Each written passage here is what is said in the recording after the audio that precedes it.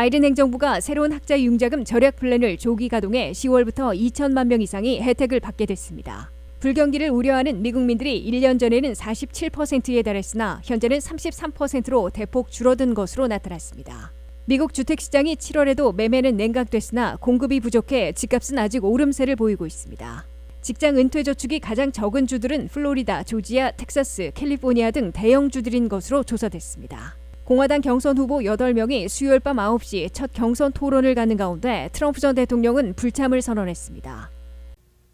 여러분 안녕하십니까? 워싱턴 뉴스 투데이입니다.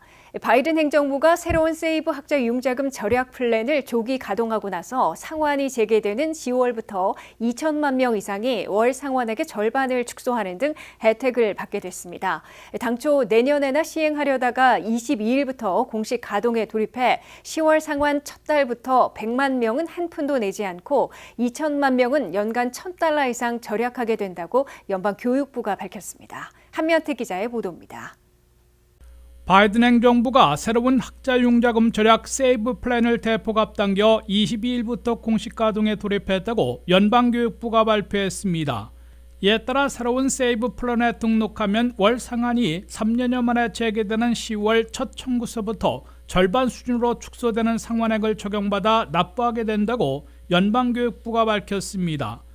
획기적인 혜택을 받기 위해서는 우선 새로운 세이브 플랜에 등록해야 하는데 studentaid.gov/idr에 접속하면 간단하게 등록할 수 있습니다. 연방교육부는 시범 가동하며 사전 등록을 받아오다가 22일부터 공식 가동에 돌입해 정식으로 새로운 세이브 플랜을 등록받기 시작했습니다. 이미 소득 기반 월 상한 플랜을 갖고 있는 사람들은 자동적으로 새로운 세이브 플랜으로 전환되므로 별도로 신청서를 낼 필요가 없습니다. 또한 새 세이브 플랜에 등록할 때 신청서를 제출하기 직전 새로 산정돼 10월부터 납부하게 될 월 상한액을 알 수 있게 됩니다. 이와 함께 등록할 때 IRS의 세금 보고 정보를 공유하는 것으로 선택하면 매년 등록이 자동 갱신됩니다. 다만 연방교육부는 새 세이브 플랜으로 상환하게 되는 학자 융자금은 연방정부로부터 직접 받는 다이렉트 론이라고 밝히고 대학원생들이 받는 다이렉트 플러스는 해당되지만 학부모들이 받는 플러스로는 제외된다고 설명했습니다. 이에 따라 재개되는 상환 첫 달인 10월부터 다이렉트론을 이용하고 있는 4,300만 명 가운데 저소득자 100만 명은 매달 한 푼도 내지 않게 된다고 연방교육부는 밝혔습니다. 또한 2천만 명 이상은 현재 월 상한액보다 절반 이하로 축소된다고 연방교육부는 추산했습니다. 연방교육부가 제시한 월 상한액 제로가 될 대상자들을 보면 독신일 경우 32,800달러 이하, 4인 가족일 경우 연 67,500달러 이하이면 매달 한 푼도 상환하지 않아도 될 것으로 나타났습니다. 연 4만 달러의 소득자일 경우 독신이면 월 60달러만 내도 되고 부양가족이 한 명이라도 있으면 제로로 한 푼도 내지 않아도 됩니다. 월 5만 달러 소득자이면 독신일 경우 월 143달러, 2인 가족이면 월 47달러를 내게 되지만 3인이나 4인 가족이면 제로로 한 푼도 내지 않게 됩니다. 연 6만 달러 소득자이면 독신일 경우 월 227달러, 2인 가족 130달러, 3인 가족 34달러를 내게 되지만 4인 가족이면 제로로 나와 한 푼도 상환하지 않아도 됩니다.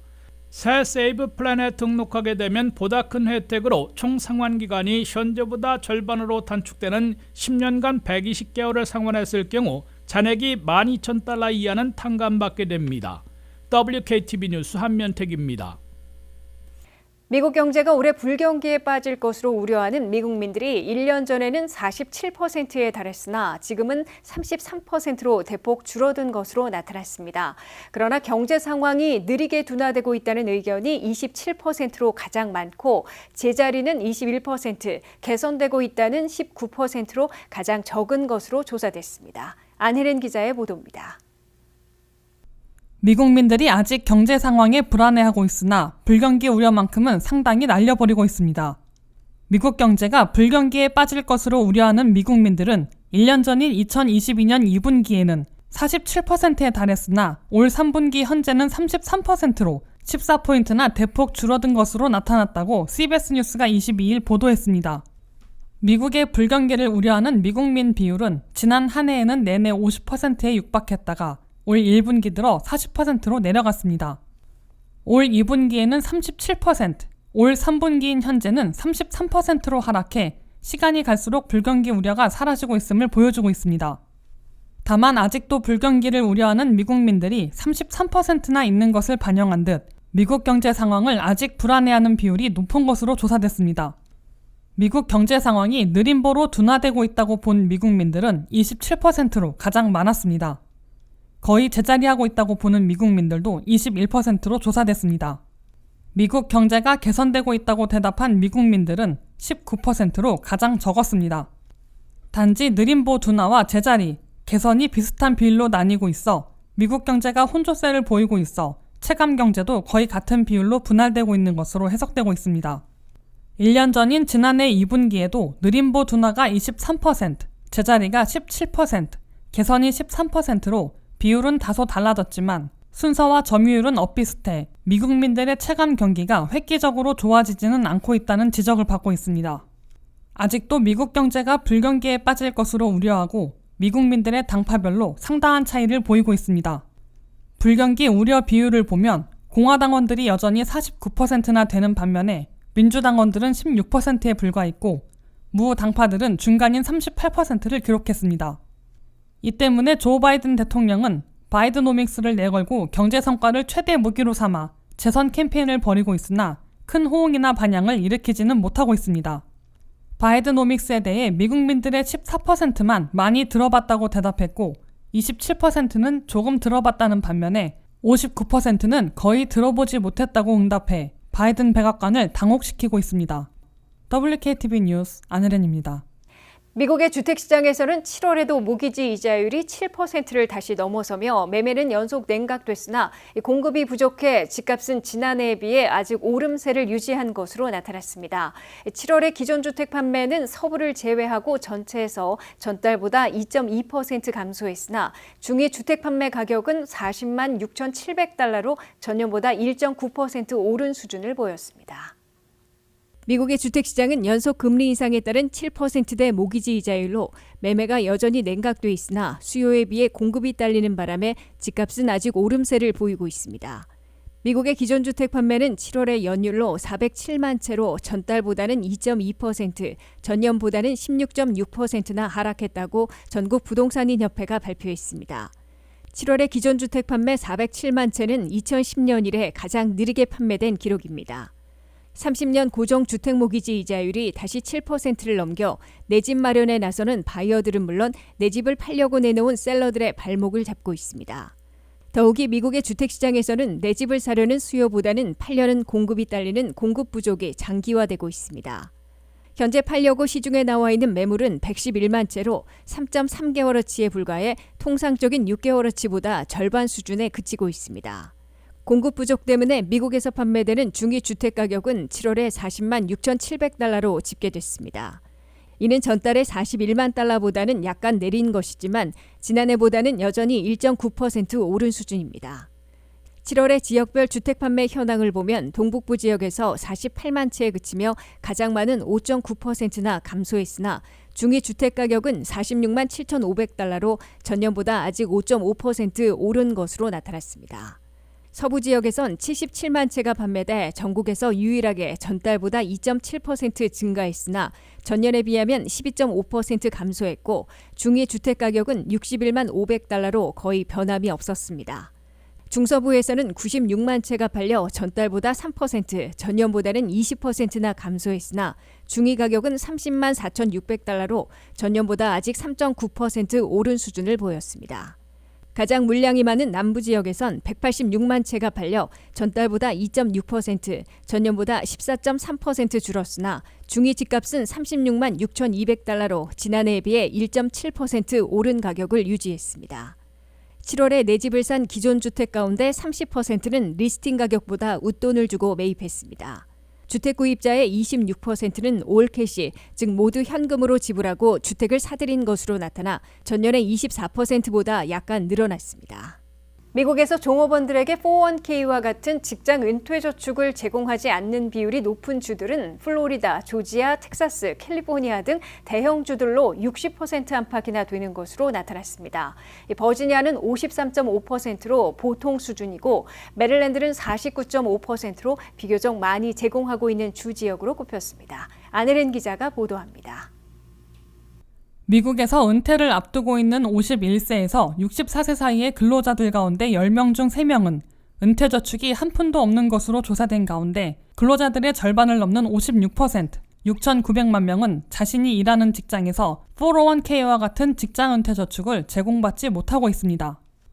전체 평균으로 절반에도 못 미치고 있을 뿐 아니라 대형 주들은 그보다 훨씬 직장 은퇴 저축을 제시하지 않고 있는 비율이 높은 것으로 나타났다고 CBS 뉴스가 22일 보도했습니다. 직장 은퇴 저축을 제공하지 않는 비율이 가장 높은 주는 플로리다로 66.9%나 되며 이는 10명 중에 고작 3명만 혜택을 보고 있음을 의미하고 있습니다. 이웃 조지아주도 미 제공률이 63.4%로 두 번째로 높고 3위는 로드아일랜드로 61.5%를 기록하고 있습니다. 대형주 중의 하나인 텍사스는 직장 은퇴 저축 미 제공률이 59.7%나 되고 가장 인구가 많은 캘리포니아는 59.3%를 기록해 근로자 10명 중에 4명만 직장 은퇴 저축을 제시받고 있습니다. 반면에 직장 은퇴 저축을 제공하지 않는 비율이 가장 낮은 곳은 아이오와로 42.1%로 나타났습니다. 위스콘신 46.8%, 미네소타 48.3%로 중서부 지역의 주들이 비교적 양호했으며 동북부 끝의 메인주도 46.6%로 직장 은퇴 저축을 제공받는 근로자들이 더 많았습니다. 워싱턴 수도권 일원에서는 직장 은퇴 저축을 제공하지 않고 있는 비율이 버지니아는 53.5%, 메릴랜드는 49.5%로 모두 전국 평균보다는 낮아 그만큼 양호한 편으로 분류되고 있습니다. 한인들이 많이 살고 있는 지역들에서 직장 은퇴 저축 미 제공률을 보면 하와이가 45.4%로 가장 은퇴 저축 혜택이 좋은 것으로 나타났습니다. 펜실베니아 51.1%, 일리노이 51.2%, 콜로라도 51.9%, 서부 워싱턴주 53.6%, 매사추세츠 55.9%, 뉴저지 55.5%, 뉴욕 57.1%의 순으로 집계됐습니다. 직장 은퇴 저축을 제공하지 않는 비율이 높을수록 근로자 베네핏이 적음을 의미하고 있습니다. 미국에서는 크게 두 가지 은퇴 저축을 이용하고 있는데 직장 은퇴 저축인 401k는 근로자들이 매달 일정액을 저축하는 동시에 고용주가 일정 비율 또는 매칭으로 같은 액수를 불입해주고 있습니다. 직장 은퇴 저축을 고용주가 제시하지 않거나 자영업자, 프리랜서 등은 IRA라는 개인 은퇴 저축을 이용할 수 있습니다. WKTV 뉴스 안혜린입니다. 2024년 차기 대선 전에 뛰어든 공화당 경선 후보 8명이 23일 밤 9시부터 2시간 동안 첫 토론을 갖고 공화당원들은 물론 유권자들에게 첫 선을 보입니다. 그러나 여론 지지율에서 압도적 1위인 도널드 트럼프 전 대통령은 불참을 선언해 다소 맥빠진 공화 경선 후보 토론이 될 것으로 예상되고 있습니다. 2024 백악관행 레이스에 뛰어든 공화당 경선 후보들 가운데 8명이 23일 수요일 밤 9시 위스콘신주 밀워키에서 첫 경선 토론을 갖습니다. 내일 밤 9시부터 11시까지 2시간 동안 팍스뉴스가 생중계하는 첫 공화당 경선 후보 토론에는 트럼프와 라이벌 자리를 지키려 애쓰는 론 드산티스 플로리다 주지사 등 8명이 참가 자격을 얻어 토론 무대에 오릅니다. 드산티스 주지사에 이어 마이크 펜스 전 부통령, 크리스 크리스티 전 뉴저지 주지사, 에이사 허친슨 전 아칸소 주지사, 니키 헤일리 전 유엔 대사, 팀 스콧 연방 상원의원 등 비교적 이름이 알려진 인물들이 포함되어 있습니다. 여기에 널리 알려지지 않은 비벡 라마스와미 창업가, 더그 버검 노스다코타 주지사 등도 참가합니다. 내일 첫 토론에는 그러나 압도적인 선두주자 도널드 트럼프 전 대통령은 지나치게 격찬하는 후보들이 선두에게만 집중 포화를 퍼부을 것이라는 이유로 불참을 선언했습니다. 트럼프 전 대통령은 대신에 보수 진영의 유명 앵커인 터커 칼슨과의 녹화 인터뷰를 내보내 이 앵커를 쫓아냈던 팍스뉴스와 맞불을 놓게 됩니다. 트럼프 전 대통령은 이어 목요일에는 기소된 조지아 풀턴 카운티 사법당국에 출두해 피고인 절차를 밟게 됩니다. 트럼프 전 대통령은 조지아에서는 주법에 따라 세 번째 기소까지 면제받았던 머그샷을 찍고 전 사법 절차 과정이 비디오 카메라로 생중계돼 수모의 시간을 보내야 할 것으로 예고되고 있습니다. 하지만 트럼프 측은 머그샷과 생중계 영상을 역으로 지지층 결속과 선거자금 모금에 활용할 채비를 하고 있습니다. 이에 따라 첫 공화 경선 후보 토론에서는 지지율 2위이지만 절반 수준에 그치고 있는 론 드산티스 플로리다 주지사가 트럼프에 대한 노골적인 비난을 피하면서도 자신이 그의 대안 인물이 될 수 있다는 점을 부각시키기 시작해 대역전의 기회를 만들어낼지 예의주시되고 있습니다. 이와 함께 4년간의 정 부통령이었다가 이제는 피고인 트럼프 전 대통령의 증인으로 나선 마이크 펜스 전 부통령이 알려지지 않은 속사정을 밝혀 강력한 타격을 가하게 될지도 관심이 쏠리고 있습니다. 반 트럼프 전선에 나서 있는 크리스 크리스티 전 뉴저지 주지사, 에이사 허치슨 전 아칸소 주지사가 불참한 트럼프 전 대통령을 효과적으로 공격해 나갈 수 있을지도 주목받고 있습니다. 첫 공화당 경선 후보 토론에 나서는 8명을 보면 6명이 전현직 주지사들로 가장 많고 전 부통령 1명, 여성과 흑인 후보가 각 1명씩이며 인도계가 니키 헤일리 전 유엔 대사 등 2명을 기록하고 있습니다. 이상으로 워싱턴 뉴스투데이를 마치겠습니다. 시청해주신 여러분 고맙습니다.